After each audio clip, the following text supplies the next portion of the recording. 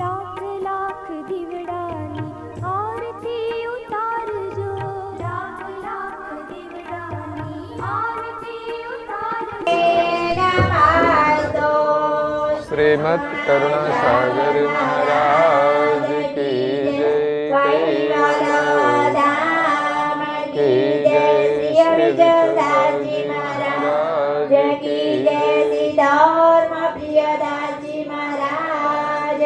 जय। सतकेवल साहेब सतकेवल। ते क्या थी घर घर डोलता, देश देश क्या पहुँचे खंड मंडले ज्ञानी रया, कैवल वेतानादोतिया।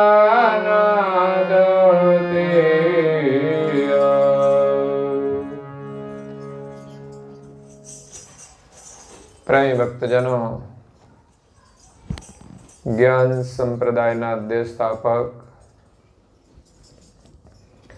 अनंत ब्रह्मांडाधीश विश्व नियंता सकर्ता सतकैवलना परम विशेष अंश अनंत अंशोना तारणहार परम मोक्षना दाता कैवल धर्म धुरंधर महान समर्थ परम श्रेष्ठ परम विभूतिवान परम दयाळु परम कृपा निधि सर्वज्ञ दिव्य परम गुरु श्रीमद करुणा सागर महाराज जगतना जीवोनु परम कल्याण करवा माटे जगतना जीवोने जगत कर्तानो संदेश आपवा माटे अकड़ विभूतिनो अति दिव्य देह धारण करी विश्वनी अंदर 14 लोक અને 7 દ્વીપમાં પ્રગટ થયા। વિશ્વના સર્જનહાર એક છે એનું ન્યાયપૂર્વક પ્રતિપાદન કરવા માટે પરમ ગુરુ કૈવલનો સંદેશ લઈને આવ્યા છે। કૈવલના વેતા છે। સિવાય આ જગતમાં કોઈ કૈવલને જાણતું નથી। 7 દ્વીપ અને 9 ખંડની અંદર કૈવલ વેતા એક જ સત્ય છે। પરંતુ જેનું ઉગ્ર પુણ્ય અને તપ હોય એ જ કૈવલ વેતાને ઓળખી શકે છે, એને સમજી શકે છે। આ જગતની અંદર સત્ય જ્ઞાન છે, પરંતુ એને જાણનારા સમજનારા બહુ ઓછા હોય છે। પરિવારની અંદર કેમ રહેવું એની પણ ઘણાને સમજ નથી હોતી। નાની નાની બાબતોમાં કારણ વગરના લડતા હોય એ ધર્મને શું સમજી શકે? ધર્મ કોઈ સામાન્ય ચીજ નથી। एक होय छे सामान्य धर्म अने बीजो होय छे मुख्य धर्म। एक होय छे सामान्य कर्तव्य, बीजो होय छे मुख्य कर्तव्य। सामान्य धर्म कोने कहेवाय? परिवारनी अंदर परिवारना सभ्यो साथे केवी रीते रहेवुं, शुं खावुं पीवुं, केवा कपड़ा पहेरवा, एक सामान्य धर्म छे। लोकोनी साथे केवी रीते वातचीत करवी, केम बेसवुं शीखवुं पड़े। नहीं तो लोको छे ने खुरशीमां बैठा होय पग ऊंचा करीने बैठा होय, हाइड्रोली अदर करीने ऊंधा माथे। આ એક વિવેક છે, જે સામાન્ય ધર્મ કહેવાય. અને મુખ્ય ધર્મ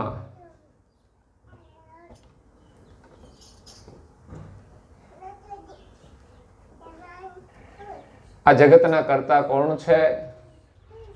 આ જગતને ધારણ કરનાર કોણ છે? એ ધર્મ છે મુખ્ય. ધર વત્તા મર્મ, જેમણે આ જગતને ધારણ કર્યું છે એનું મર્મ જાણવો એ મુખ્ય ધર્મ છે. અને એને પામવાનો પુરુષાર્થ કરવો એ મુખ્ય ધર્મ છે. પરિવાર સાથે રહીને સર્જનહારનું સ્મરણ કરવું, સર્જનહારનો સંદેશ લઈને આવનાર સમર્થ ગુરુની સેવા, પૂજા અને પ્રાર્થના કરવી એ મુખ્ય ધર્મ છે. સામાન્ય કર્તવ્ય કુટુંબ પરિવારના સભ્યોની સાથે સંબંધ રાખવો એ સામાન્ય કર્તવ્ય છે. મુખ્ય કર્તવ્ય જે માલિક સાથેનો સંબંધ છે એ નિભાવવો એ મુખ્ય કર્તવ્ય છે. ઘણા મહાપુરુષો સંસારમાં થઈ ગયા, એનું સામાન્ય કર્તવ્ય હતું પરિવાર સાથે રહેવાનું, તો એ રહેતા હતા. નરસિંહ મહેતા પણ રહેતા હતા અને મીરાબાઈ પણ રહેતા હતા. એવી જ રીતે અચરતબા પણ સંસારમાં જ રહેતા હતા. અને બીજા ઘણા બધા ભક્તો થઈ ગયા, પુરુષો પણ એ સંસારમાં રહ્યા, એનો સામાન્ય ધર્મ તો પાળ્યો, સામાન્ય કર્તવ્ય પણ કર્યું, ખાવા પીવા માટે, કુટુંબનું પોષણ કરવા માટે, પરંતુ મુખ્ય ધર્મને ભૂલ્યા નહોતા. મુખ્ય ધર્મ તો આપણા માલિક સર્જનહાર છે, એને પામવા એ મુખ્ય ધર્મ છે. એનું ભજન કરવું એ મુખ્ય ધર્મ છે.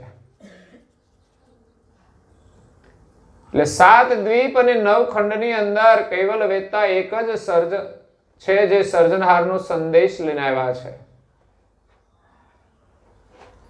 જેનું ઉગ્ર પુણ્ય તપ હોય એને જ આ કૈવલ વેદતાની ઓળખ થાય છે, એની પ્રાપ્તિ થાય છે, એમનું શરણ મળે છે, એમનું લક્ષ્ય મળે છે, એમની દીક્ષા મળે છે, એમનો અમર મંત્ર એ તો થોડું પુણ્ય હોય એને જ પ્રાપ્ત થાય છે. એ સિવાય એને સમજી શકતા નથી, એમનામાં શ્રદ્ધા થઈ શકતી નથી. ઉગ્ર પુણ્ય અને તપની વાત ગઈકાલે કરી હતી. એમાં એક પ્રસંગ મારે કહેવાનો હતો પણ સમયના અભાવે પૂરો ના થયો. ઉગ્ર પુણ્ય તપ હોય ત્યારે આપણને સમર્થ ગુરુ મળે છે. સમર્થ ગુરુ મળે, એમની કૃપા હોય ત્યારે માલિક પ્રાપ્ત થાય છે.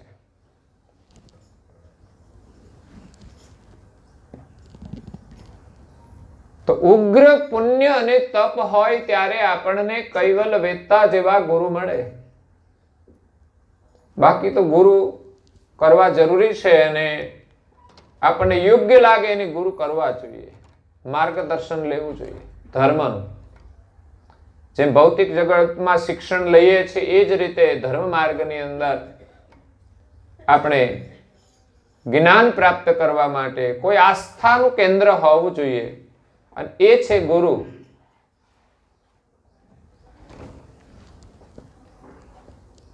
તો ઉગ્ર પુણ્ય અને તપ આપણે કરવાનું છે. પૂજ્ય શ્રી અચરતબા એક મહિલા હતા.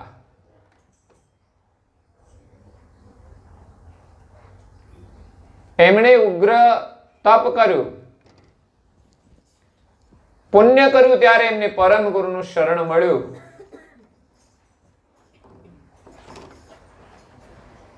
પરમ ગુરુ આ વિશ્વમાં દિવ્ય દેહ ધારણ કરીને પ્રગટ થયા.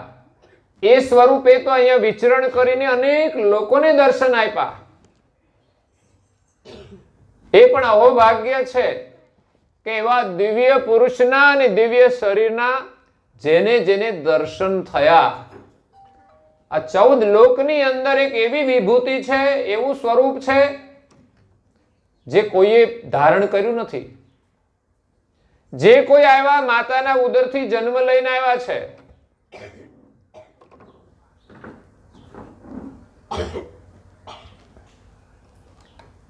જ્યારે કરુણા સાગર માતાના ઉદરથી જન્મ લીધો નથી, આપોઆપ પ્રગટ થઈ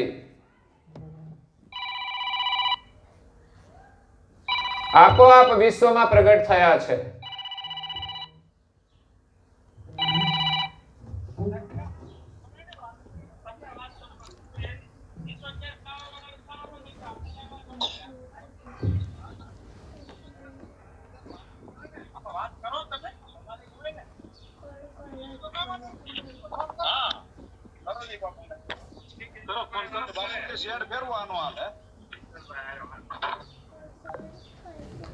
આપોઆપ પ્રગટ થયા છે. એટલે એમનું શરીર છે દિવ્ય છે.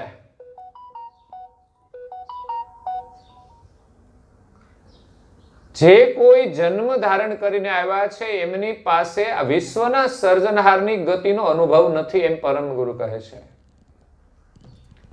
કારણ કે પ્રકૃતિના ક્ષેત્રની અંદર જે શરીર બને છે અને એમાં જે કોઈ અંશ આવે છે એની અંદર આ અનુભવ ટકી શકતો નથી, જે અનુભવ લઈને પરમ ગુરુ આવ્યા છે. જે ગતિ આપવાનો અધિકાર પણ માત્ર પરમ ગુરુને છે, જેની કૃપાથી જ વિશ્વના તમામ અંશોને મોક્ષ પ્રાપ્ત થાય છે. એટલે એવા દિવ્ય સ્વરૂપના દર્શન જેને જેને થયા, જે સમયે, એનું અહોભાગ્ય છે, એ ભાગ્યશાળી છે.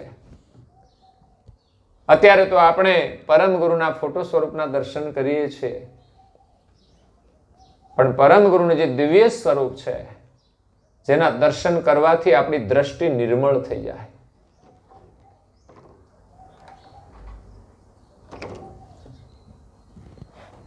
તો એમના દર્શન દુર્લભ છે. ઉગ્ર પુણ્ય હોય, તપ હોય, એને જ પ્રાપ્ત થાય છે.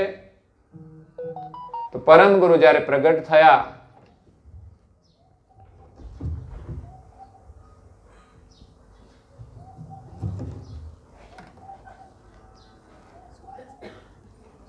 ત્યારે બધાને દર્શન આપ્યા, પણ એ દિવ્ય દેહ સ્વરૂપના દર્શન હતા. પરમ ગુરુનું બીજું જે અવિગત સ્વરૂપ છે, ચૈતન સ્વરૂપ છે, એમના દર્શન માટે પૂજ્ય શ્રી અચરતબાઈએ ઉગ્ર તપ કર્યું અને પુણ્ય કર્યું.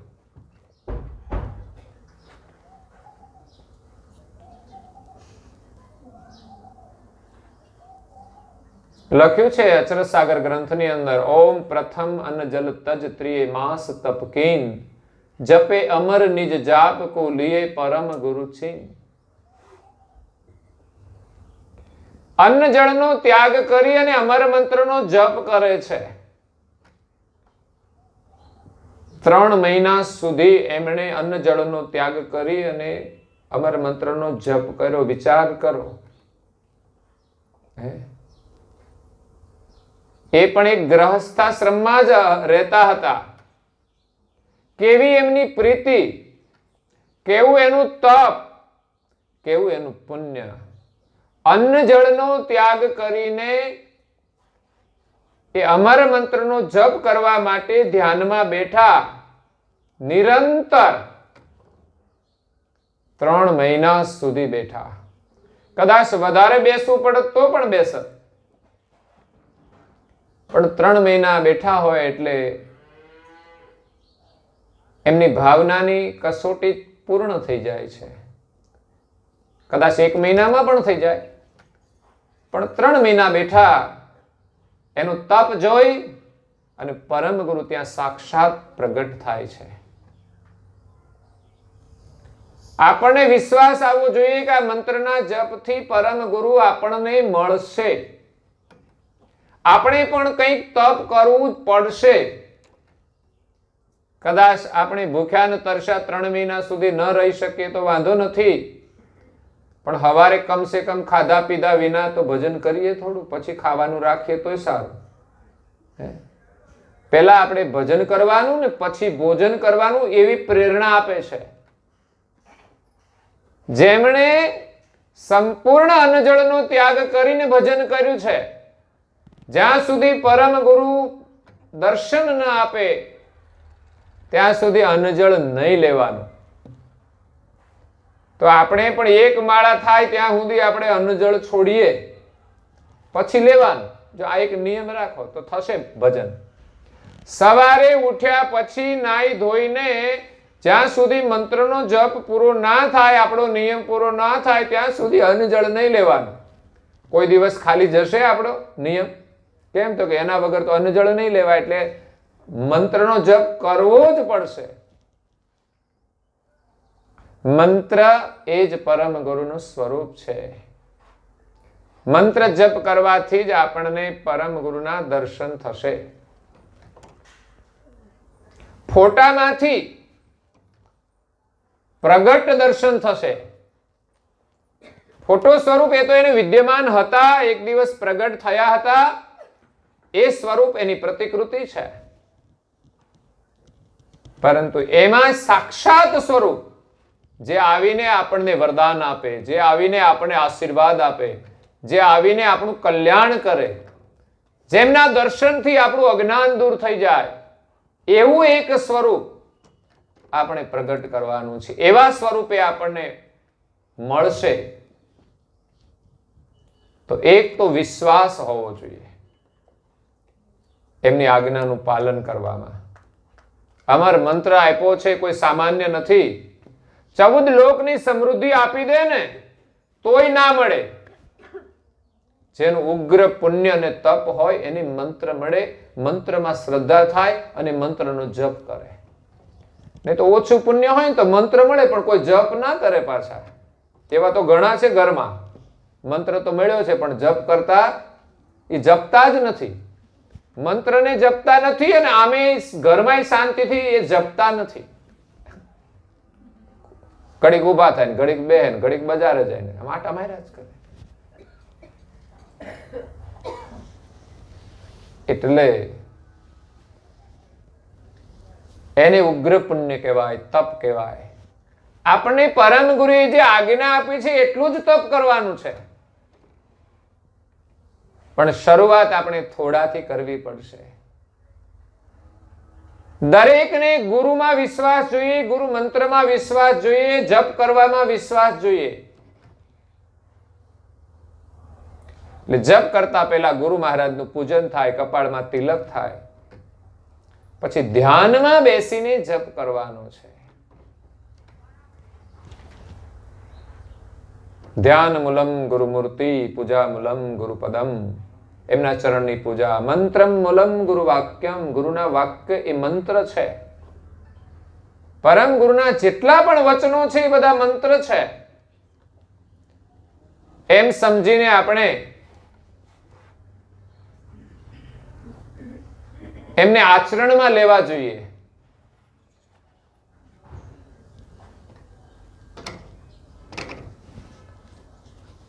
તો પરમ ગુરુએ આજ્ઞા આપી છે ભક્તજનોએ 720 જપ કરવા.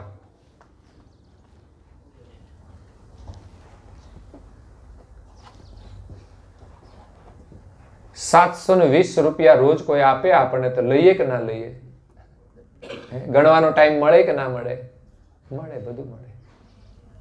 તો 720 જપ કરવાના હોય તો આપણે કરીએ કે ના કરીએ? એ તો ટાઈમ હોય તો કરીએ, નહીં તો ના થાય.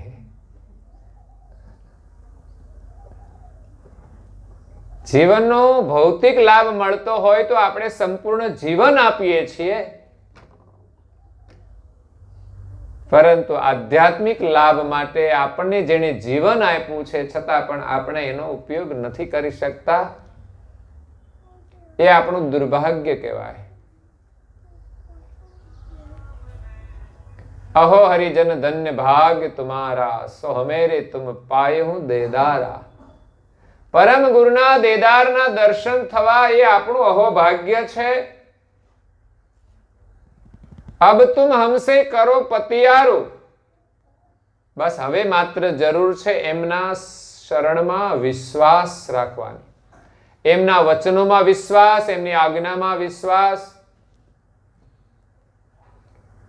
જો વિશ્વાસ થઈ જશે અને ક્રિયા કરીશું તો જ ક્રિયા થશે. તિલક કરવું એ કઈ એમ જ તો થાય નહીં. રોજ તો કોઈ કરી આપે નહીં, જાતે કરવું જોઈએ ને. આ ગૌરવ છે, આ વિશ્વાસ છે.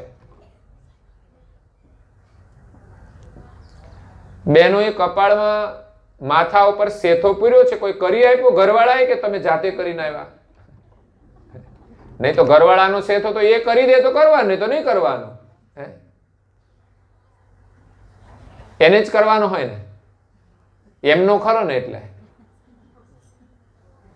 પણ એ તો મને લાગે છે એક જ વાર કરી આપે છે ને, એવું હોય છે ને. ગુરુ એક વાર કરી આપે, જ્યારે ગુરુ કર્યા હોય ત્યારે કરી આપે, ચાલો તિલક આજે તમને કરી આપ્યું બસ. પણ કંઠી બંધાવી હોય તો પછી આપણે રોજ કરવું જોઈએ, એ આપણું ગૌરવ છે. બેનો કેમ સેતો પૂરે છે? ઘરવાળાનું એને ગૌરવ છે કે આ મારા, બીજા કોઈના. જો ના કરો ને તો બીજા કોઈના થઈ જાય.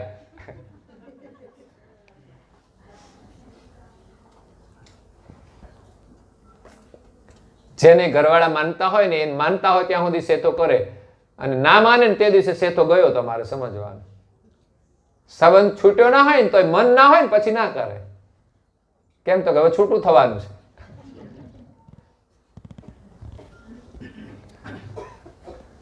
ભગવાન સાથે નાતો આવી રીતે જોડવાનો છે, ભક્તિ ભાવથી ને પ્રેમથી. આ પ્રેમના પ્રતીકો છે. આપણો એની સાથે પ્રેમ છે એવું એ કોઈ બાહ્ય પ્રતીક પણ હોવું તો જોઈએ. અને આધ્યાત્મિક પ્રીતિ થાય ને ત્યારે બધું કામ છૂટી જાય. પહેલા એ પછી બીજું. સવારમાં ઉઠો, તમારું કર્તવ્ય કર્મ કરો, ચોક્કસ કરો. પરિવારનું પોષણ કરવું એ આપણી જવાબદારી છે. મહેનત કરવી, ધંધો કરવો, ઘરનું કામ બધું જ કરવાનું છે. પણ ભગવાનને ભૂલીને કરીશું તો ઘરની અંદર, પરિવારની અંદર સુખ અને શાંતિ નહીં મળે.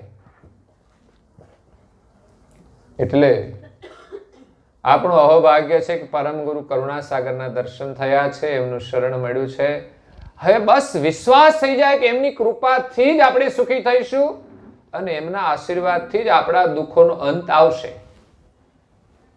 નારણદાસજી મહારાજશ્રીએ પરિક્રમામાં કહ્યું, સુખના સાગર દુઃખ નિકંદન કરનાર છે, જો ભયે દર્શન ધન્ય તેનો અવતાર છે, જો ચાલો સંત સજન પ્રકમા પ્રભુની કરો, જો પ્રભુની પ્રકમા કરો. કેવા પ્રભુ?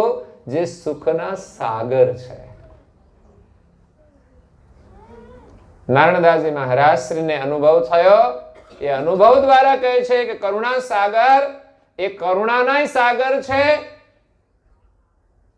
પ્રેમનાય સાગર છે, જ્ઞાનનાય સાગર છે અને સુખનાય સાગર છે. એ સાગર મળી જશે ને જીવનમાં ક્યારેય સુખ ખૂટશે નહીં. અને સંસારની અંદર ગમે તેટલા રૂપિયા મળી જાય તોય દુઃખ આવીને ટપકી પડે છે. મોટી મોટી હસ્તીઓ પણ દુખી છે, એનાય બ્રેકઅપ થાય છે. તમે જોતા હશો, બહુ પૈસા છે, બહુ રૂપાળા છે, બહુ શિક્ષિત છે, એવા લોકોના બ્રેકઅપ થાય છે. બ્રેકઅપમાં ખબર પડે છે ને,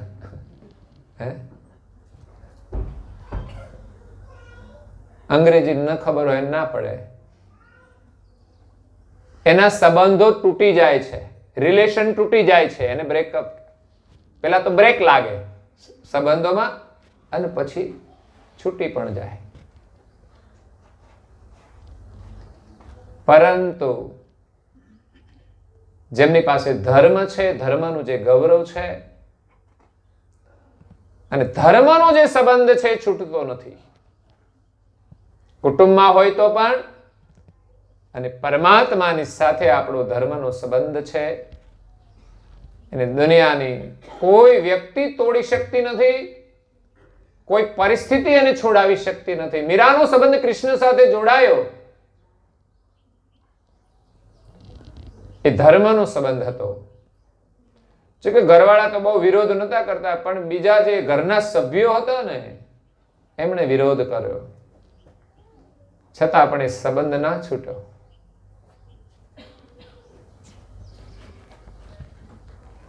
એટલે પરમ ગુરુ સાથેનો આપણો સંબંધ છે એ સત્ય છે, એ મળવા દુર્લભ છે.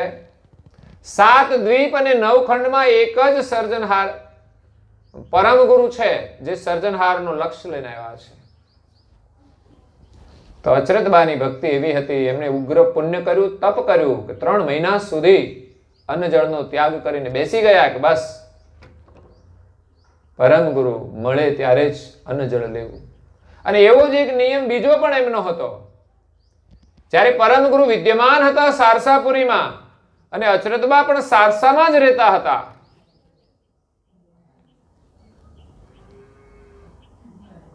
પરમ ગુરુની ભક્તિમાં એની કેટલી શ્રદ્ધા દ્રઢ હતી. આપણે મંદિર એ બનાવ્યું છે ને એ પણ એક શ્રદ્ધાના માટે જ કર્યું છે. ઘરમાં પરમ ગુરુ છે તો આપણે દર્શન કરી લઈએ તો ચાલે, પણ પરમ ગુરુ ગામની ભાગોળે આવ્યા હોય તો આપણી જવાની તૈયારી ખરી? ત્યાં બિરાજમાન હોય તો ત્યાં સુધી જવાની આપણી ભાવના ખરી? રોજે જવાની ભાવના ખરી? એ ભાવનાનું નિર્માણ થશે પછી આપણે એની ભક્તિ કરી શકીશું. પેલા બીજા ત્રીજા ધોરણમાંથી પાસ તો થવું પડશે ને. પ્રાથમિક શાળામાંથી પાસ થઈશું તો હાઈસ્કૂલમાં જઈશું, હાઈસ્કૂલમાંથી પાસ થઈશું પછી આપણે કોલેજમાં જઈશું, કોલેજમાં પાસ થઈશું પછી ક્યાં જઈશું?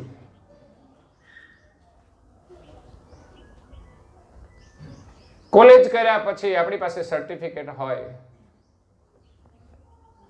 તો આપણે કોઈ વ્યવસાય પણ કરી શકીએ અને નોકરી માટે પણ આપણે ફોર્મ ભરી શકીએ અને એમાં ઇન્ટરવ્યુમાં પાસ થવું પડે ત્યારે નોકરી મળે છે. એટલે અભ્યાસ કરવો પડશે. તો શરૂઆત નાનકડું મંદિર આપણા ઘરમાં પણ છે, ત્યાં બેસીને પણ પ્રાર્થના કરો, પૂજા કરો. એમાં પણ સમય નહીં મળે તો જીવનમાં કંઈ મળશે નહીં. નિત્ય નિયમ કરવું જોઈએ, એક દિવસ પણ ખંડિત ના થવો જોઈએ. રોજ પૂજા, તિલક, પ્રાર્થના, મંત્ર જાપ, ગ્રંથોનું અધ્યયન અને એ ઉપદેશ દ્વારા સેવા આપણે કરીએ.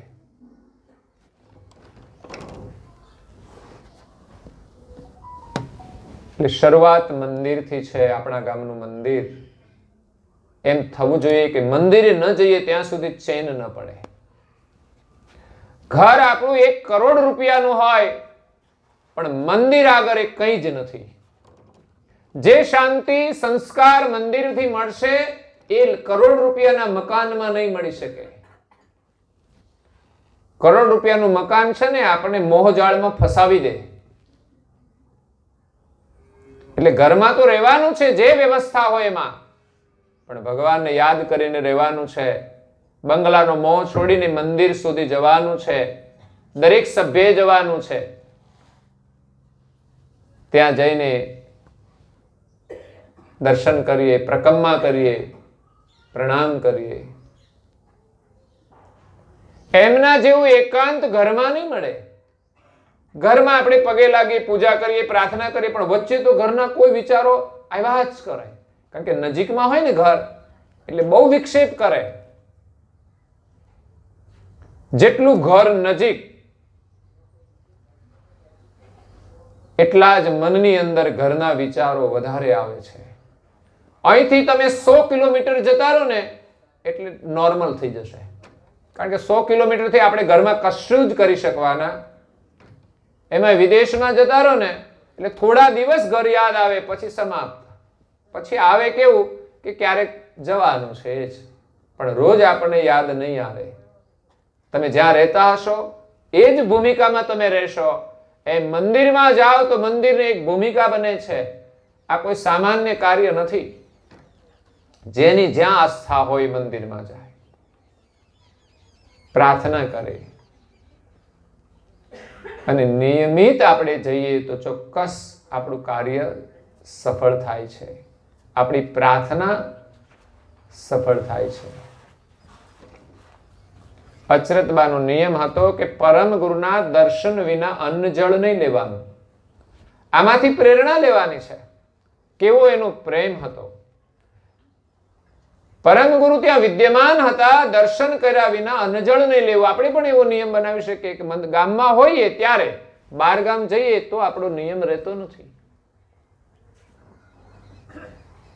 પરંતુ ગામમાં હોઈએ ત્યારે અવશ્ય સવારે અને સાંજે 2 વાર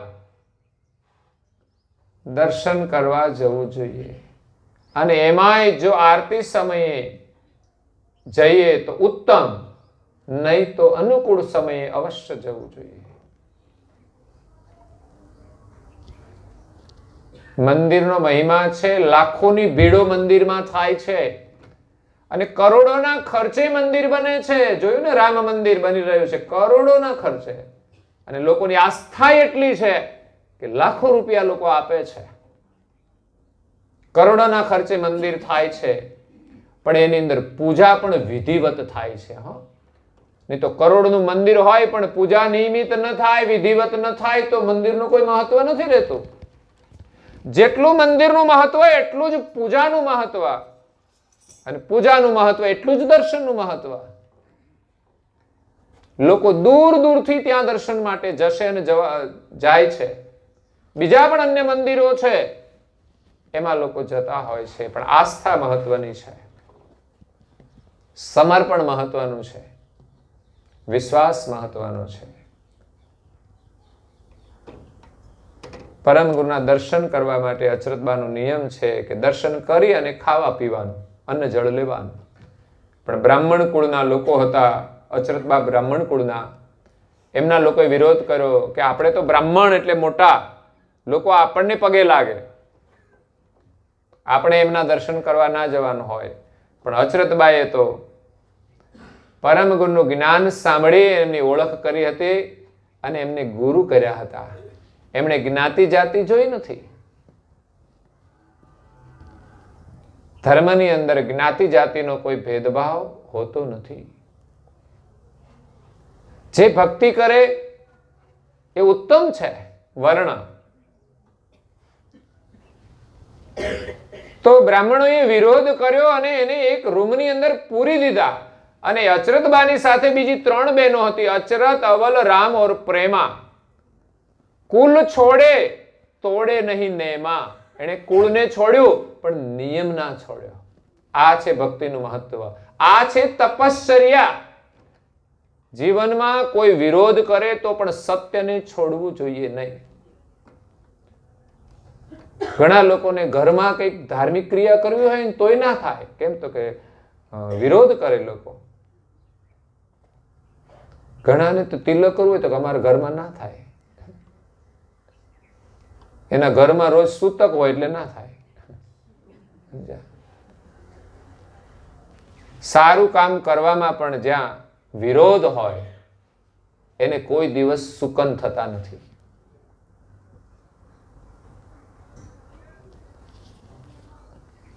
તો અચરતબાનો નિયમ છે. એને અચરતબાની સાથે બીજી 3 બહેનો હતી, એને પણ એ રૂમની અંદર પૂરી દીધા. બધી બ્રાહ્મણ કુળની જ હશે. એ ચારુબાઈ પ્રેમ સ્નેહી ચાલી જગ પર, જગ શિર પગ દઈ ચાલી. જગતના શિર ઉપર પગ દઈ અને એમણે ધર્મ પાળ્યો. લોકોને એમ હોય કે ભાઈ આ સગા સંબંધી નહીં હોય તો પછી આપણે કેવી રીતે રહીશું, પછી આપણે કંઈક જરૂર પડશે તો. પણ એને વિશ્વાસ છે કે પરમ ગુરુ હશે ને તો આપણું બધું કાર્ય થઈ જશે. અને સગા તો છે ને હોય તોય કઈ ક્યારેક મદદરૂપ થતા નથી. અને આપણે સગાને કઈ છોડવાના નથી, પણ સારા કાર્યની અંદર અવરોધ કરે તો એને છોડી દેવાના. પ્રહલાદના પિતા હિરણ્યકશ્યપ, પ્રહલાદ વિષ્ણુનું સ્મરણ કરે છે, એમાં અવરોધ કરે છે, તો એવા બાપને પણ છોડી દેવો છે. આપણે ત્યાં તો માતા પિતાની પૂજા કરવાની છે, પણ સારા કાર્યમાં અવરોધ કરે તો એને છોડી દેવું છે. એક છોકરો એના માતા પિતાને લઈને કથામાં આવ્યો. છોકરો બાળપણથી જ એટલો સંસ્કારી હતો ને એને કૃષ્ણ ભક્તિમાં એટલો પ્રેમ હતો,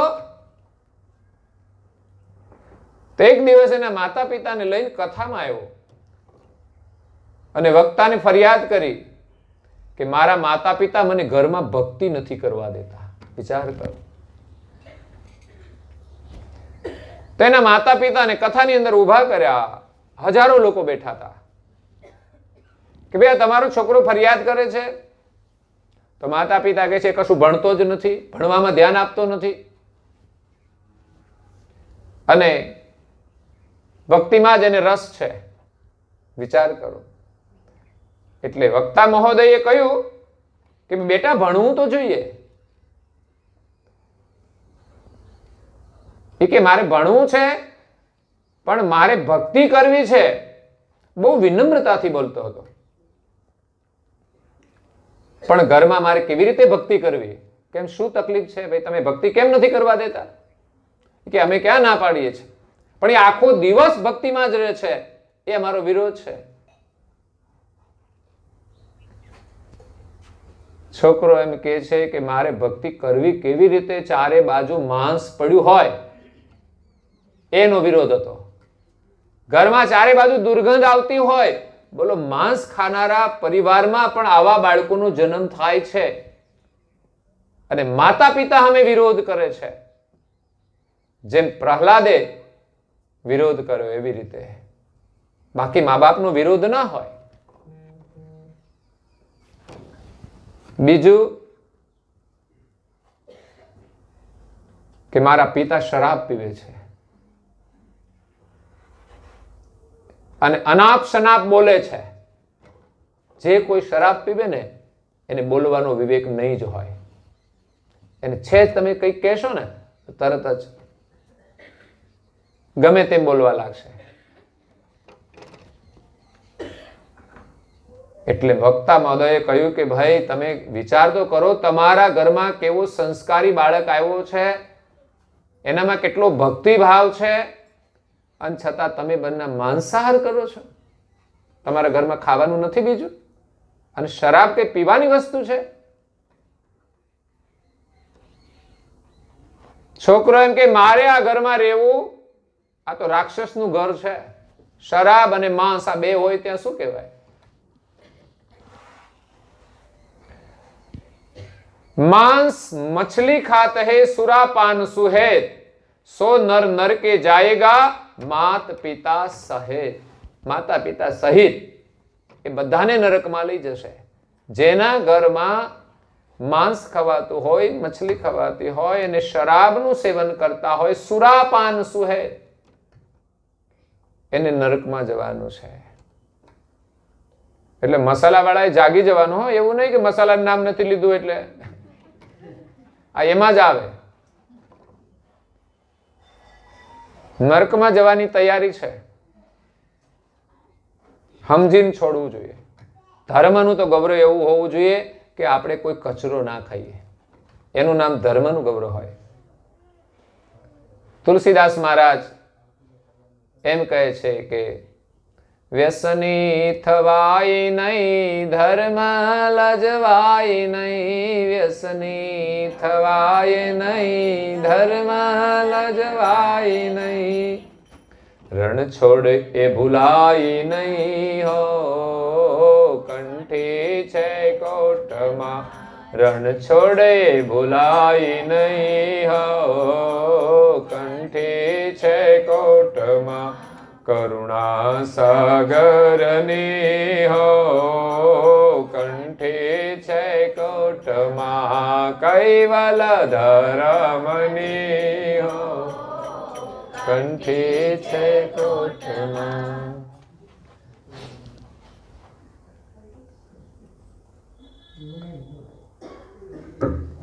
આમાંથી કેટલા લોકોએ કંઠી બંધાવેલી છે પરમ ગુરુની? એ જરા હાથ ઊંચો કરશે. સરસ. જેમણે પણ બંધાવી હોય એમાં ખાસ તો મારે ભાઈઓને જ કહેવાનું હોય, વ્યસન હોય એટલે. અને લડવું જોઈએ ઘરમાં. હા, આવું ખોટું કરતા હોય ને એની સામે લડવું જોઈએ. સાંજે મેં કહ્યું હતું કે થાળી ના મળવી જોઈએ. એને કે વાંધો નહીં, તમારે જે ખાવું હોય ખાઓ, બસ જરૂર નથી આની, તમારે એની જ જરૂર છે. લડવું જોઈએ. અને એ જ શુરવીરતા છે, એ સત્યતા છે. અને એ તાકાત બહેનોને આપેલી છે.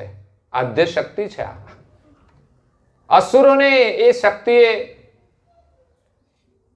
હણ્યા છે. એ જ જગદંબા છે.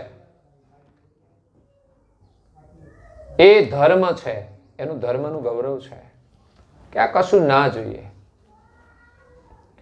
સાધના ત્યારે થશે કે જ્યારે આવા દૂષણો છૂટશે ને ત્યારે આપણામાં એક ઉર્જા આવશે ભક્તિ કરવાની. નહીં તો ગૌરવ નહીં આવે. એટલે અચરતબાનો નિયમ હતો, એને પૂરી દીધા રૂમમાં. એ ગૌરવ હતું.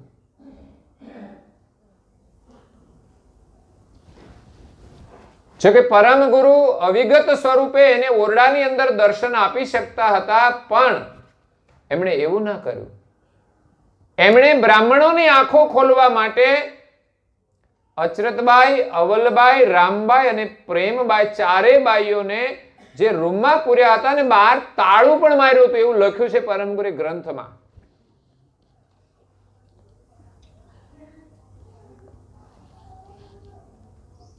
તાળું માર્યું હોવા છતાં તાળું ત્યાંનું ત્યાં જ રહ્યું. એનો રૂમ બંધ રહ્યો છતાં ચારે બહેનો મંદિરમાં પહોંચી ગઈ. બોલો, એના દ્વાર એને ખોલી દીધા.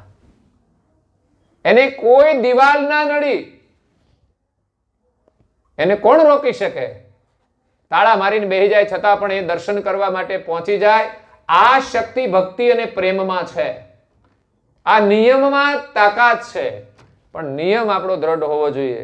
આપણે એક દી કરીએ ને એક દિવસ ના કરીએ. તિલક લગ્ન આવે તો કે એ ફેશનમાં પાછું રાખવાનું. હે, ભાલ તિલક ગમે તે વસ્ત્ર પરિધાન કરો, ભાલ તિલક જ હોવું જોઈએ. ભાઈઓ પણ શરમ આવે. અત્યારના યુવાનો તો કે શરમાય. અને વાળ છે ને ઓલી હીટ મારીને ઊભા કરે ને એમાં શરમાય નહીં. કેવો ઊભો વાળ કર્યો હોય શેરડીના જેવો. અને આમ ચારે બાજુ જોયા કરે, લાગે કેવો આમ સીટર જેવો. એને તેમ લાગે ને હું કેવો સરસ લાગુ છું. નેચરલ વાળ છે ને બધા, આપણે જે પેલા બધા ઓળતા હતા, અત્યારે પણ વડીલો બધા છે, એ નેચરલ વાળ જ સારા લાગે છે. એમાં તમે થોડા આમ તેમ ઓળો ઠીક છે, બાકી પણ આ તો હીટ મારીને ઊભા કરે. પેલા લોકો હીટ મારીને બેહાડતા હતા. ઊભા જેના વાળ રહેતા હોય ને કોઈકના, તો એમ લાગે કે આ તને સારા નથી લાગતા. અત્યારે તો પ્રયાસપૂર્વક કરવામાં આવે છે. એના તો હો રૂપિયા આપતા હશે. અમારી બહેનો બ્યુટી પાર્લરમાં ઘણી મહેનત કરે છે વાળને વાંકા ચૂકા કરવાની. જેમ છે એમ રેવા દો, સરસ રીતે બાંધવાના. એને ભગવાનમાં મન લગાડવાનું છે, વાળમાં નહીં. આપણે વાળને પ્રેમ કરીએ છીએ. વાળ તો ભગવાને આપ્યા છે તો માથાકૂટ છે. આ તો ઓળવાની મને ખબર છે. લાંબા કરીએ ને તો મગજમારી છે. પણ રાખવા જોઈએ. બહેનો છે એના સંસ્કાર પ્રમાણે. બાકી એમાં બહુ મમતા ના રાખવી.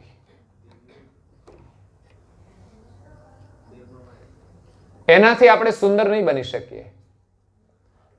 સુંદર આપણા વિચારો જોઈએ, સુંદર આપણો સ્વભાવ જોઈએ, સુંદર આપણી વાણી જોઈએ. એ ન હોય તો શરીરની સુંદરતાનું કોઈ જ મહત્વ નહીં રહે. ભગવાન શરીર સુંદર આપે, અહોભાગ્ય છે. એ તો જેમણે જેવું કર્મ કર્યું એ પ્રમાણે શરીર મળતું હોય છે. અને સુંદર શરીર બધાને ગમે છે, પણ સુંદર શરીરની સાથે સુંદર વસ્ત્ર હોવા જોઈએ, સુંદર વાણી હોવી જોઈએ, સુંદર વિચાર હોવા જોઈએ અને સુંદર કર્મ હોવા જોઈએ. તો આપણને શરીરમાં આનંદ આવશે, નહીં તો આનંદ નહીં રહે. શરીર સુંદર મળ્યું પણ વાણી સુંદર ન હોય તો એને સુખ નહીં મળે. મીરાબાઈના દર્શન આજે પણ કરે છે, કારણ કે એની વાણી સુંદર હતી, એમના વિચાર સુંદર હતા, એના કર્મ સુંદર હતા, એટલું જ એનું શરીર સુંદર લાગે છે. હશે પણ ખરા. એમ આપણા ચહેરાની સુંદરતા એ પ્રસન્નતાથી છે. માણસ હસતા રહે ને એ બધાને સુંદર લાગે. બાકી રૂપાળા ચહેરા હોય પણ તમે જો તો ઘડી કે મોઢું બગડી જાય, ગુસ્સો આવે,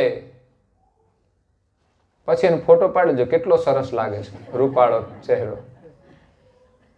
પછી એને બતાવજો, એ ડિલીટ કરી નાખશે. લ્યો, ઘણા લોકો ફોટા પાડે ને, આ નથી હારો, આ નથી હારો. તારો તો છે પણ ના કહે છે નથી હારો. તો આવું છે આપણું સ્વરૂપ.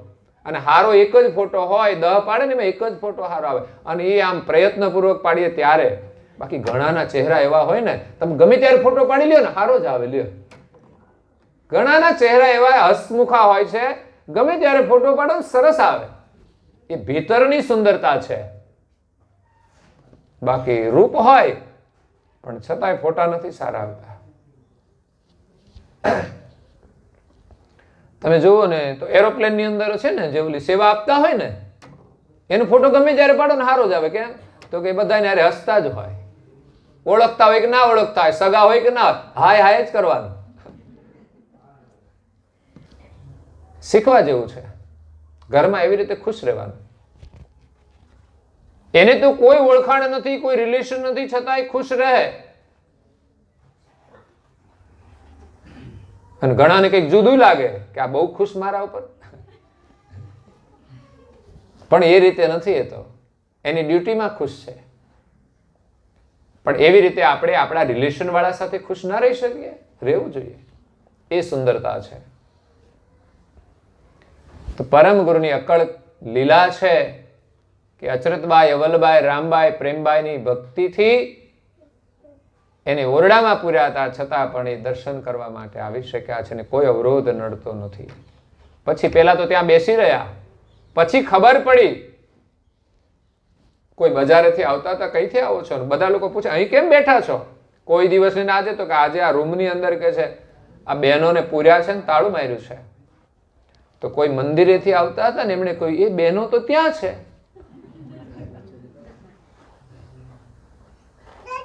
પછી એમણે વિચાર કર્યો કે અહીં તો તાળું માર્યું છે ને, વળી ગયા કેવી રીતે? તો દરવાજો ખોલ્યો તો અંદર કશું મળે નહીં. એમણે જો ઉપર ક્યાંયથી ગયા, ઉપરે ક્યાંયથી ગયા નથી. ત્યારે આ વડીલો બહેનો આગળ ઝૂકી ગયા કે અમારી ઇજ્જતનું કચરું ના કરશો તમે. તો અચરતબાઈ, નવલબાઈ, રામબાઈ ને પ્રેમબાઈ કહે છે તો કે અમને તમે અવરોધ પણ ના કરશો, નહીં તો તમારો દુર્દશા થઈ જશે. એટલે ઉગ્ર પુણ્ય અને તપ જેના હોય એને પરમ ગુરુ મળે છે, એનું કલ્યાણ થાય છે. તે ક્યાંથી ઘેર ઘેર ડોલતા એવા પુરુષ ઘરે ઘરે ફરતા નથી. એ પ્રગટ થયા, ગુજરાતમાં રહ્યા, બીજા કોઈ રાજ્યમાં ગયા નથી. કારણ કે ગમે ત્યાં ના જાય. એ તો જેનું પુણ્ય અને ભાગ્ય હોય ને એમના ઘરે એની પધરામણી થાય.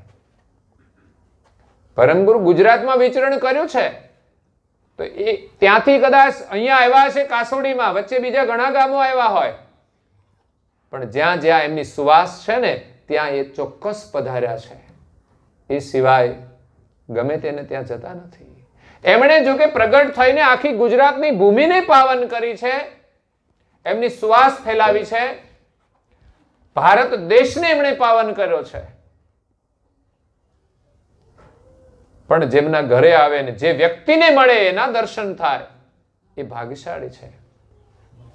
એ ઘરે ઘરે બધે ફરતા નથી, દેશ દેશ કેમ પહોંચે જતા, એ એક જ છે માટે ઘરે ઘરે ના જાય. 105 વર્ષ રહ્યા ત્યારે જ્યાં જવાનું હતું ત્યાં પહોંચ્યા. સમય પ્રમાણે ખંડ મંડલે જ્ઞાની રહ્યા. દેશની અંદર, રાજ્યોની અંદર ઘણા બધા મહાન પુરુષો હતા, જ્ઞાની પુરુષો હતા. ગુજરાતમાં પણ ઘણા બધા હતા. એટલે કે છે ખંડ ખંડની અંદર જ્ઞાની પુરુષો હોય છે. જે કૈવલ વેતાના અનુગામી હોય, સેવક હોય, એવા જ્ઞાની ઘણા બધા હોય. પરમ ગુરુ આવ્યા પછી બીજા ઘણા બધા જ્ઞાની પુરુષો થયા. નારણદાસજી મહારાજ હતા, એવા ઘણા બધા સંતો હતા. એ બધે જુદી જુદી જગ્યાએ આપણને મળી શકે, પણ કૈવલ વેતા તો એક જ છે. એ ઘેર ઘેર જતા નથી હોતા, ડોલતા નથી, બધાને મળી શકતા નથી. એટલે જ્ઞાની પુરુષ આપણને મળી શકે છે. જે પરમ ગુરુની ઓળખાણ કરાવે એને જ્ઞાની પુરુષ કહેવાય. જન્મ મરણ સંકટ જેવાના જ્ઞાનીને મળતા સૌફના. તે સત્સંગ મેં જઈ રસ બસો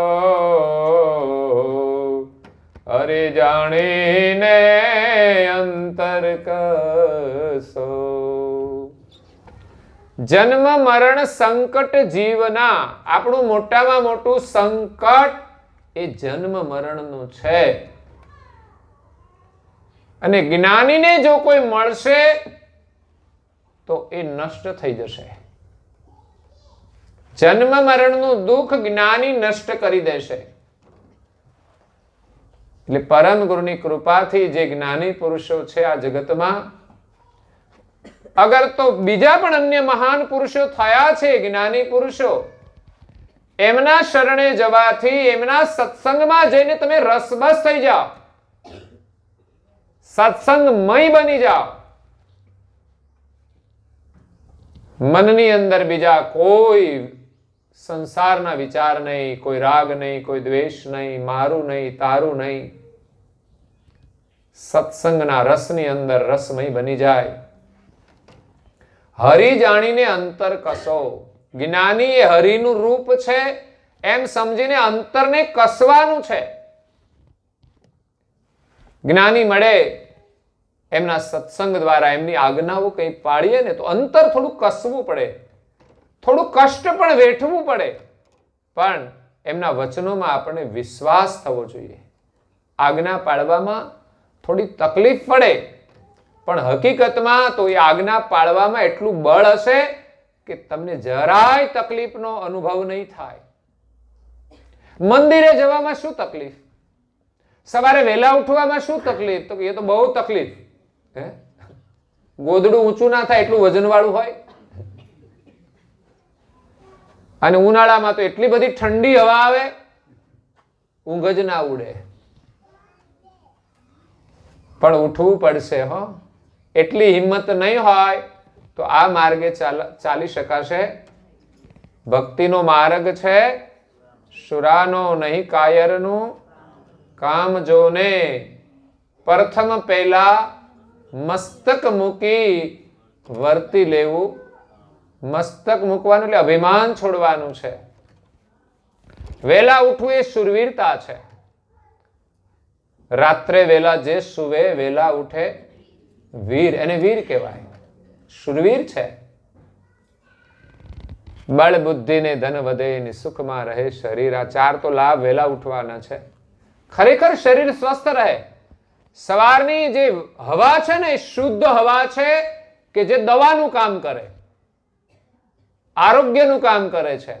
શુદ્ધ હવા આપણને આરોગ્ય આપે છે, આપણી અંદર રહેલા રોગોને દૂર કરે છે. પણ સવારની હવા તો ઊંઘમાં ચાલી જાય છે, ખબર જ નથી હોતી. સવારે બ્રહ્મ મુહૂર્તમાં ઉઠીને આપણે ચાલવું જોઈએ. અગર તો ઉઠી ગયા તો એ હવાનો લાભ થાય, ઊંઘની અંદર લાભ થતો.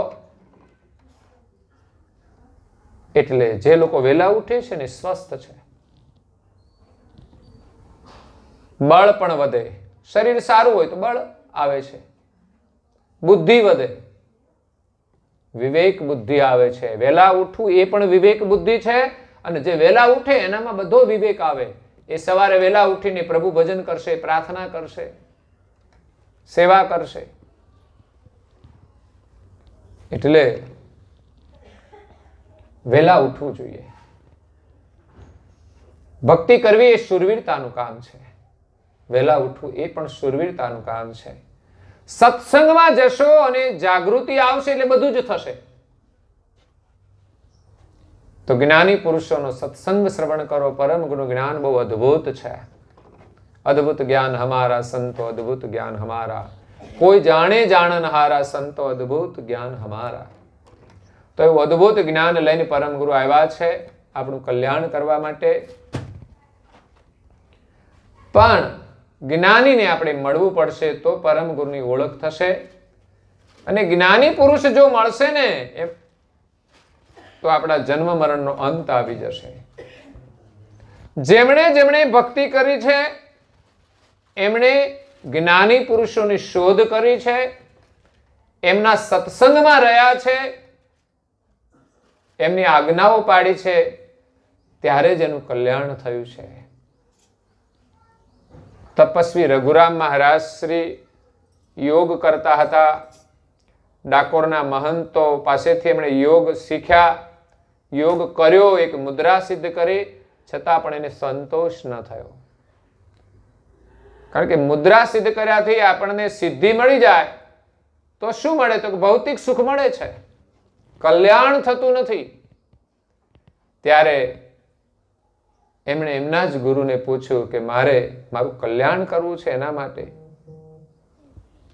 મને કોઈ જ્ઞાન આપે, એવા કોઈ જ્ઞાની પુરુષ મળે તો મારું કલ્યાણ થાય. ત્યારે જે યોગ ની વિદ્યા આપી હતી એ ગુરુએ કહ્યું કે તમારે જો જ્ઞાન મેળવવું હોય ને તો તમે સારસા જાઓ, ત્યાં કરુણાસાગર મહારાજ છે, એમની પાસે અદ્ભુત જ્ઞાન છે. એટલે સંતો જાણતા હતા.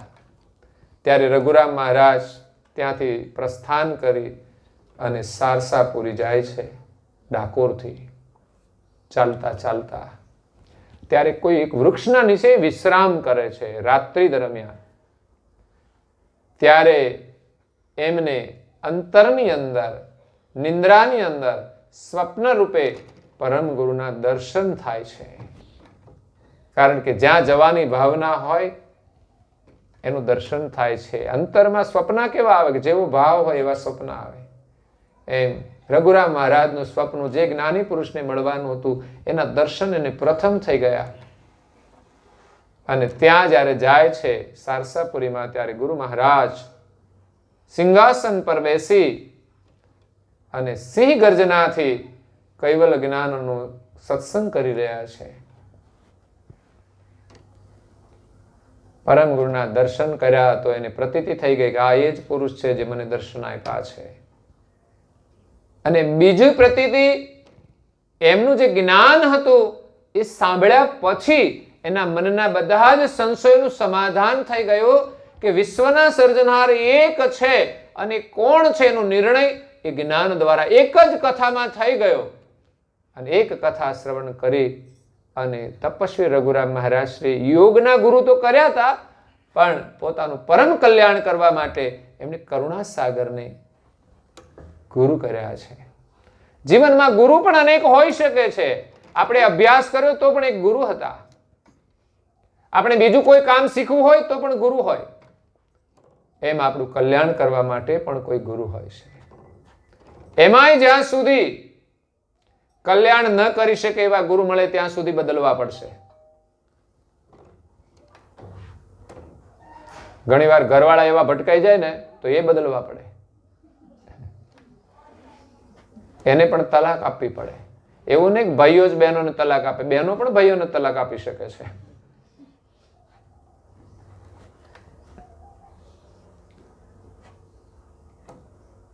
બ્રેકઅપ થવાનું કારણ જે હોય છે કે ખોટા માર્ગે લોકો ચાલે ને એટલે પછી એને છોડવા પડે છે.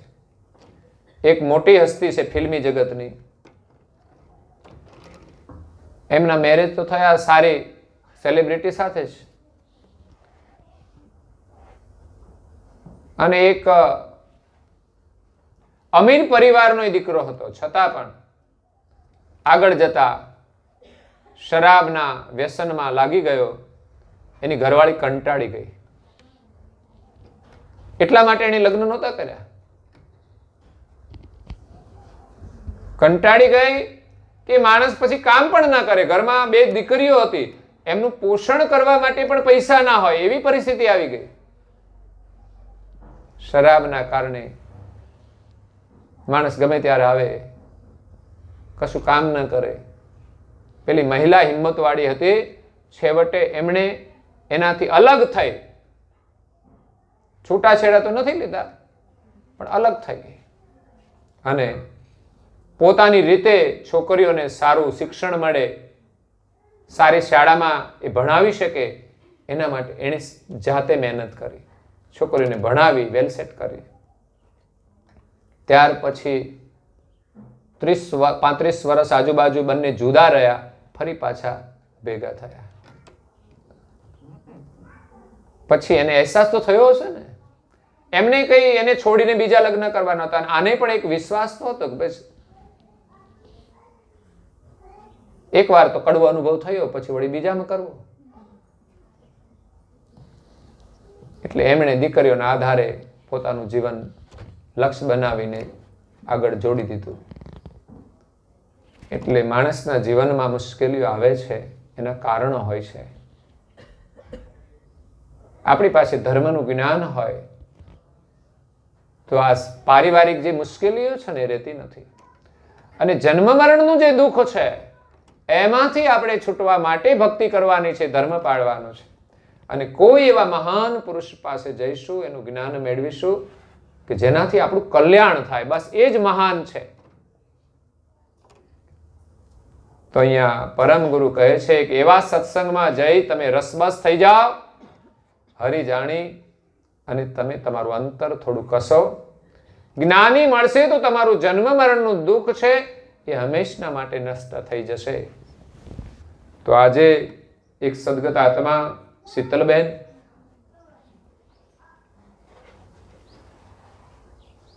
જે પોતાનું પાર્થિવ શરીર છોડીને ગયા છે, એના કલ્યાણ માટે એમના પાછળ શ્રદ્ધાંજલિ રૂપે આજના સત્સંગ પારાયણનું આયોજન કરવામાં આવ્યું છે. બસ જીવનું કલ્યાણ કેવી રીતે થાય એ મહત્વનું છે. એમની પાછળ કરવામાં આવેલું કર્મ પણ આગળ એને આ પુણ્ય રૂપે કામ લાગશે, એનું કલ્યાણ કરશે. એમના પાછળ કલ્યાણનું જે કર્મ થયું છે એ જીવનું કલ્યાણ ચોક્કસ થશે, અને જેમણે કરાવ્યું છે એનું પણ કલ્યાણ થશે. બાકી કર્મકાંડ કરે ને તો પુણ્ય મળે, ખોટું નથી કશું. કોઈને તમે આપો, કર્મકાંડ કરો, ઠીક છે, પણ એમાં કલ્યાણ નથી સમાયેલું. જ્યારે કરુણાસાગર મહારાજનું જ્ઞાન અને સત્સંગ, દર્શન, પૂજન એ જીવનું કલ્યાણ કરનારું છે. પરમ ગુરુ જીવનું કલ્યાણ કરવા માટે જ આવ્યા છે, એ માયાની અંદર ફસાવા માટે નહીં. નહીં તો ઘણા લોકો કહે છે આપણે તમે ભગવાનનું ભજન કરો એટલે તમે ધનવાન થઈ જાઓ. એ કલ્યાણ નથી. ભૌતિક સુખ મળે એ આ જન્મ પૂરતું છે, પણ ભૌતિક સુખની માયામાંથી છૂટવું એ કલ્યાણ છે. એટલે ભૌતિક સુખ માણસને પ્રારબ્ધ પ્રમાણે મળે છે, જ્યારે પરમ ગુરુ આપણને આધ્યાત્મિક સુખ આપે છે, ધાર્મિક સુખ આપે છે. ભૌતિક પરિસ્થિતિ ગમે તે હોય, કંઈ ના હોય તોય દુઃખ નથી, એવું સુખ એ આપે છે. એટલે વિશ્વાસ એમાં રાખવાનો છે. કોઈ લાલચથી ભક્તિ નહીં કરવાની કે અહીં ભક્તિ કરીશું તો આપણે બંગલા થઈ જશે, ગાડી મળી જશે, પૈસા મળી જશે. એ તો તમારા પ્રારબ્ધ સાથે જોડાયું છે. કોઈ ધર્મ એવું નથી કે જે આપણને ધનવાન બનાવી દે. નહીં તો આ ઝૂંપડપટ્ટીઓ છે ને એને બધાને એમાં જોડી દઈએ કે આપણે ધનવાન જો થઈ જતા હોય છે. કોઈ ધર્મ નથી એવો. એ તો એનું પ્રારબ્ધ છે. ધર્મ તો માણસને સંસ્કારી બનાવે છે. ગરીબ ગરીબ રહે ને તો પણ એ સુખી હોય છે. એનામાં સમજણ આવે છે કે પરિવાર સાથે પ્રેમથી રહી શકે છે. પરિવારનો પ્રેમ હોય તો સુખ છે, ભલે ઝૂંપડામાં હોય. અને પરિવારમાં પ્રેમ ન હોય તો સુખ નથી, પછી ભલે બંગલામાં હોય. તો અહીંયા કેવલધામવાસી શીતલબેનની પાવન સ્મૃતિમાં દેવારામભાઈ નામ છે, કેશવભાઈ અને મોટાભાઈ કનુભાઈ સપરિવારની હાર્દિક ભાવનાથી આજે સુંદર દિવ્ય સત્સંગ પારાયણનું આયોજન કરી સાચા અર્થમાં સદગત આત્માને શ્રદ્ધાંજલિ આપી છે. તે આત્માને શાંતિ મળશે અને પરિવારને આ કાર્યના આશીર્વાદ મળશે. આ કાર્યથી આત્મા બહુ પ્રસન્ન થશે. પરિવારના કોઈ પણ સભ્ય સારું કામ કરે એનાથી એ ખુશ થતા હોય છે. છોકરાઓ ધર્મનું કાર્ય કરે તો આપણને ગમે, પગે લાગે તો આપણને ગમે. એમ આજે તમે એવું સરસ કાર્ય કર્યું છે કે આત્મા પ્રસન્ન થશે અને એમનાય આશીર્વાદ મળશે અને ગુરુ મહારાજનાય આશીર્વાદ મળશે. મા બાપના આશીર્વાદથી બાળકો પારિવારિક રીતે સુખી થતા હોય છે. તમારે આર્થિક ભૌતિક લાભ લેવો હોય તો મા બાપના આશીર્વાદ પહેલા લેજો. અને એની અંદર તમારે આનંદમાં રહેવું હોય, સુખી થવું હોય તો ગુરુ મહારાજના આશીર્વાદ લેજો. એટલે આજે પરિવારના સભ્યોએ એમનું કર્તવ્ય પૂર્ણ કર્યું છે. જો કે કોઈ ઘરની વ્યક્તિ જાય ઘરમાં એની ખોટ બહુ મોટી હોય છે, કારણ કે આ ઘરમાં બંને ભાઈઓ સાથે રહે છે કે અલગ રહે. તો એમને તો ઘરમાં જે મુખ્ય સભ્ય હતા ઘર સંભાળનાર એ ના હોય એટલે પહેલા તો રસોઈની સમસ્યા છે. દીકરી છે એમના ઘરે હોય છતાં પણ એકબીજા લોકો સહાનુભૂતિ રાખીને પરિસ્થિતિમાં મદદરૂપ થતા હોય છે. એ જ આપણી સંસ્કૃતિ છે. કારણ કે જીવનમાં સમસ્યા ક્યારે કેવી આવી કશી ખબર ના પડે. આ તો કોઈ વ્યક્તિથી આપણે પરાધીન થયા છે. જ્યારે વ્યક્તિ પોતાને ખુદ શરીરથી પણ પરાધીન થઈ જાય એવી પણ પરિસ્થિતિઓ આવી શકે છે. એટલે જેટલું ભગવાનનું ભજન કર્યું હોય ને એટલા આપણે સ્વાધીન બનીએ છીએ. એમની કૃપા આપણને પ્રાપ્ત થાય કે આવી પરિસ્થિતિમાં આપણને કોઈ રસ્તો મળે છે, આપણામાં એક હિંમત આવે છે. એટલે આજે ઘરમાં એક માતાની ખોટ છે, એક જીવન સાથીની ખોટ છે, પણ પરમ ગુરુના આશીર્વાદથી, એમની ભક્તિથી, એમની કૃપાથી આ ખોટ આપણી ઓછી થાય છે અને આપણને બળ મળે છે. બાકી તો સામાજિક રીતે જે પરિસ્થિતિ હોય એમાં એનો રસ્તો કરવો પડતો હોય છે. અગર તો કોઈ પરિસ્થિતિનો આપણે કંઈક સ્વીકાર કરવો પડતો હોય છે. અને છતાંય ભગવાનની દયાથી કંઈક રસ્તો તો થતો જ હોય છે. એક દીકરીને કે દીકરાને જન્મ આપીને માતા સીધાવી જાય ને તો પણ એ બાળક કોઈ ને કોઈ આધારે મોટું થઈ જાય છે, એને કોઈ આધાર મળી જાય છે. એમ જીવનમાં આપણે કંઈ સારું કામ કરીએ તો આપણને ચોક્કસ સહયોગ મળે છે અને એ જ ભગવાનની કૃપા છે. તો આજે પરિવારના સભ્યોએ સાચા અર્થમાં શ્રદ્ધાંજલિ આપી, સદગત આત્માને શ્રદ્ધાસુમન અર્પણ કર્યા, સાથે સાથે પરમ ગુરુના આશીર્વાદ મેળવ્યા. અહીં જે કોઈ આવ્યા છે ગામના સગા સંબંધીઓ બધાને આ સત્સંગના આશીર્વાદ મળ્યા છે. તો એ પરિવાર સાથે બધા જ સુખી થાય એવી પરમ ગુરુના શરણમાં પ્રાર્થના સાથે અહીંયા કથાને આપણે વિરામ આપીએ છીએ. અસ્તુ સત કૈવલ સાહેબ જય જય જય જય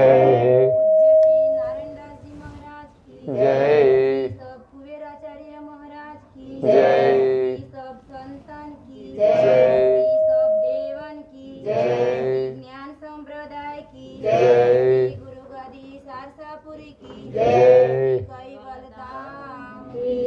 કથા સત્સંગ પૂર્ણાવતિકા સત કેવલ સાહેબ 3 વાર પગે લાગવાનું છે બધાએ. જ્યાં બેઠા હોય ત્યાંથી માથું ઝુકાવી 2 હાથ જોડી અને પ્રણામ કરો. આશીર્વાદ પ્રાપ્ત થશે સત કેવલ સાહેબનું સ્મરણ કરીને. હે નાથ જોડી હાથ પાએ પ્રેમથી સુલાગીએ શરણો મળે સાધુ તમારો.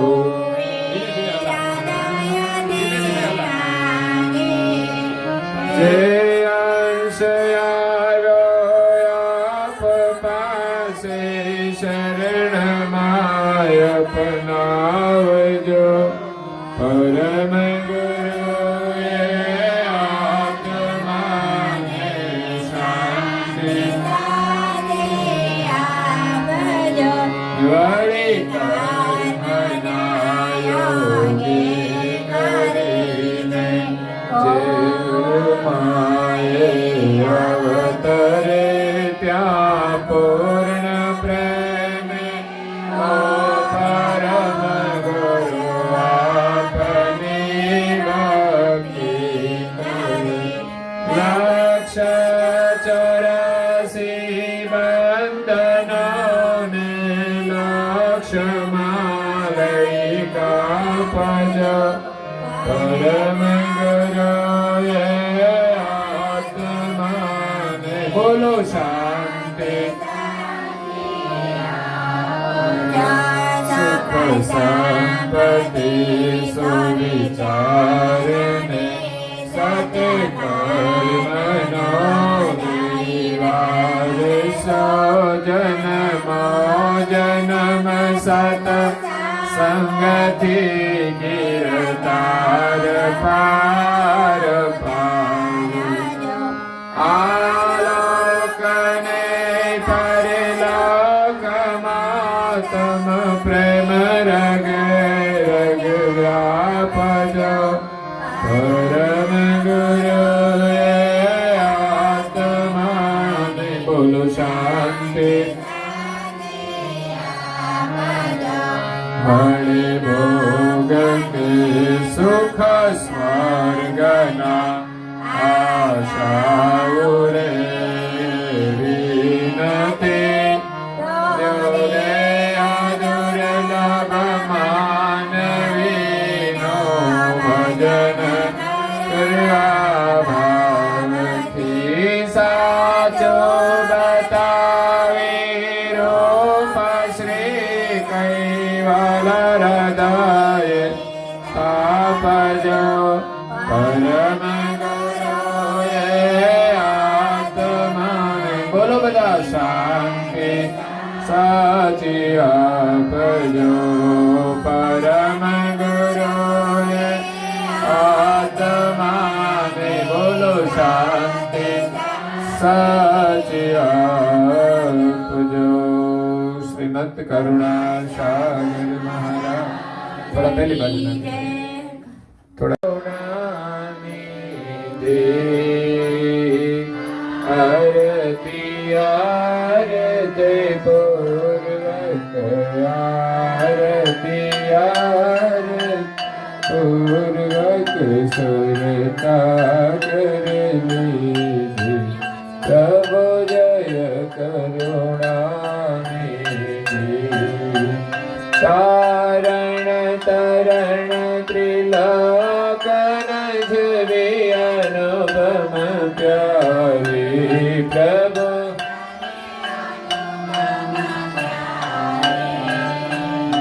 અનિક જનોની અરજી.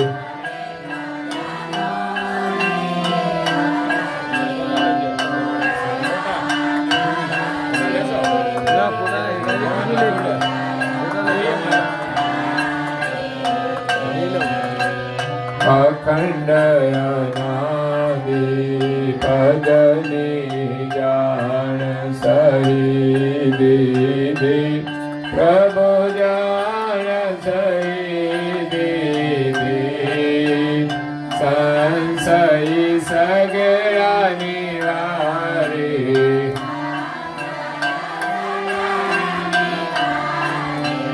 પ્રવૃત્તિ શુદ્ધ કીધી પ્રભુ જય કરુણાનિધિ ચરણ શરણનો મહિમા મહામંગલકારી પ્રભુ મહામંગલકારી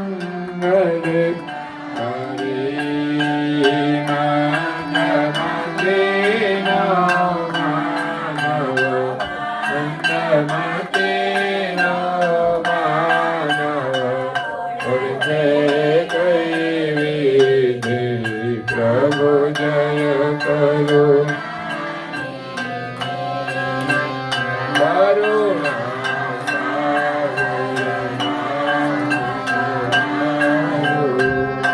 વિચલ પદવાસી પ્રભુ વિચલ પદવાસી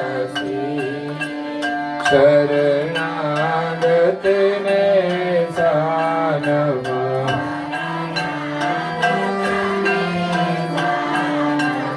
સીડી બતાવી સીધી પ્રભુ જય પ્રભુ જય કરુણાનિધિ પ્રભુ જય કરુણાનિધિ